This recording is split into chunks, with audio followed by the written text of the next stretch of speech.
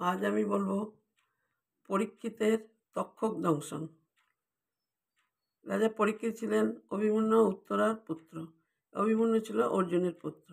রাজা পরীক্ষিত একদিন মৃগয়া করতে গিয়ে একটি হরিণকে অনুসরণ করে তীরবিদ্ধ করলেন। সেই তীরবিদ্ধ অবস্থায় হরিণটা ছুটে পালিয়ে গেল। সেই হরিণকে অনুসরণ করতে করতে এক অরণ্যে ঢুকে পড়লেন রাজা পরীক্ষিত। সেখানে গিয়ে দেখলেন একটা বড় তৃণভূমি। সেই তৃণভূমিতে অনেক তৃণভোজী প্রাণীরা তৃণ খাচ্ছে। সেখানে গিয়ে হরিণকে খোঁজাখুঁজি করলেন, পেলেন না। তারপরে তিনি আরও অরণ্যে পৌঁছে গেলেন। তিনি অত্যন্ত ক্ষুধার্ত তৃষ্ণার্ত হয়ে পড়ল। সেইখানে গিয়ে দেখলেন এক মুনি গাছের তলায় ধ্যান করছেন। সেই মুনির কাছে গিয়ে জিজ্ঞাসা করলেন যে, আপনি কি দেখেছেন এইখানে এক তীরবিদ্ধ অবস্থায় হরিণকে? মুনি তো মৌনব্রত অবলম্বন করে ধ্যানে ছিলেন, তিনি কোনো উত্তর দিলেন না। এদিকে রাজা পরীক্ষিত তৃষ্ণার্ত, রেগে গিয়ে কষ্ট পাচ্ছেন। রেগে গিয়ে তখন সেইখানে একটা মরা সাপ ছিল, সেই সাপকে, ওই মুনির নাম ছিল শ্রমিক মুনি, সেই শ্রমিক মুনির গলায় ঝুলিয়ে দিয়ে চলে গেল।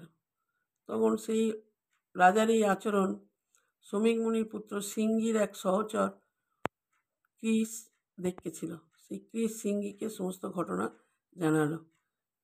সিঙ্গিকে জানানোর পর সিঙ্গি এসে পিতার এই অপমান দেখে সহ্য করতে পারল না। সিঙ্গি রাজা পরীক্ষিতকে অভিশাপ দিল যে, আজ এই আমার পিতার গলায় এই সাপ ঝুলানোর জন্য তোমাকে অভিশাপ দিলাম, তুমি তক্ষকের দংশনেই মৃত্যুবরণ করবে। এই কথা বলে পিতার পায়ের কাছে পড়ে কাঁদতে শুরু করলেন। পিতার অপমান তিনি সহ্য করতে পারল না। তখন শ্রমিক মুনির ধ্যান ভেঙে গেল। ধ্যান ভেঙে গিয়ে বলল, এই কী করলে তুমি? সে তো আমাদের দেশে রাজা, তার রাজ্যে আমরা বাস করি, তোমার এইভাবে রাজাকে অভিশাপ দেওয়া উচিত হয়নি। তখন সিঙ্গি বলল, আমি ব্রাহ্মণ সন্তান, আমার এই অভিশাপ কিছুতেই লঙ্ঘন হবে না। তখন শ্রমিক মুনি বললেন, সেটা তো জানি তোমার অভিশাপ লঙ্ঘন হবে না, তবে আমাকে পরীক্ষিতকে সব কিছু জানাতে হবে। এই বলে গোলমুখ নামে এক শিষ্য ছিল মুনি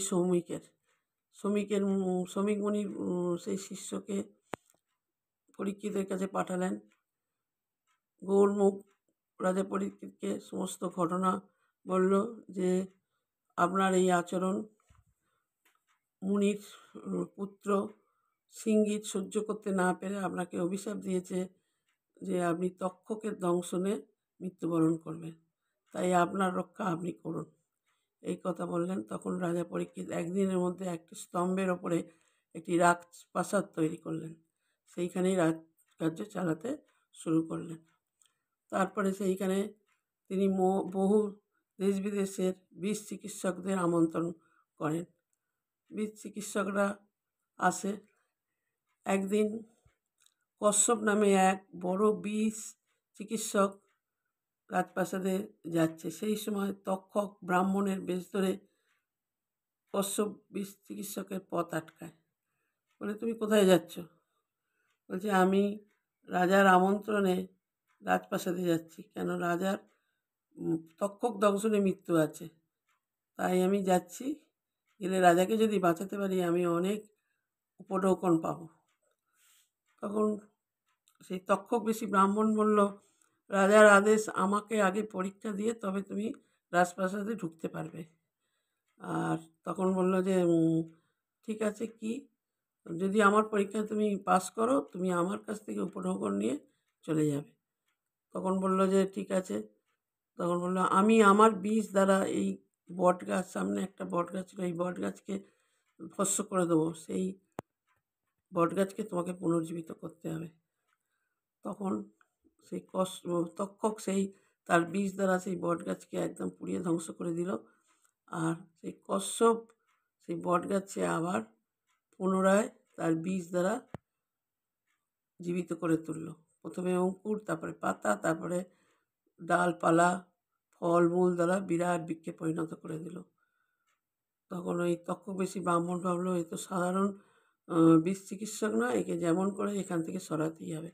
তখন বলল, ঠিক আছে, তুমি এক কাজ করো, ওখানে গিয়ে কোনো লাভ নেই, কেননা উনি রাজা পরীক্ষিতের আয়ু শেষ, উনি অভিশপ্ত, ওখানে গিয়ে কোনো লাভ হবে না। আমি উপঢৌকন যা দিচ্ছি এই নিয়ে তুমি ফিরে যাও। তখন সেই কশ্যপ চিকিৎসক ছিল লোভী, সেই ব্রাহ্মণের থেকে উপঢৌকন নিয়ে ফিরে গেল। এরপর তক্ষক ভাবল কী করা যায় এবার। তখন কতগুলো নাগকে তপস্বী বেশ ধরে ফলমূল দিয়ে রাজার কাছে পাঠালো। রাজা সেই ফলমূল খায়। শেষ দিন সূর্য অস্ত যাবে, সেই সময় সেই নাগেরা তপস্বী বেশে ফলমূল নিয়ে রাজার কাছে গেল। রাজা তো সেই ফলমূল খাচ্ছে, খেতে খেতে হঠাৎ একটা ফল থেকে হঠাৎ সেই ফলমূল নিয়ে গেল।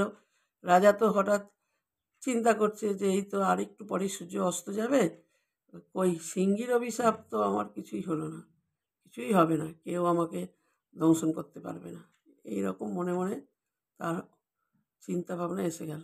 তখন তিনি সেই নাগবেশী তপস্বীদের ফল খাচ্ছে, সেই সময় একটা ফল থেকে একটা কীট বেরিয়ে এলো।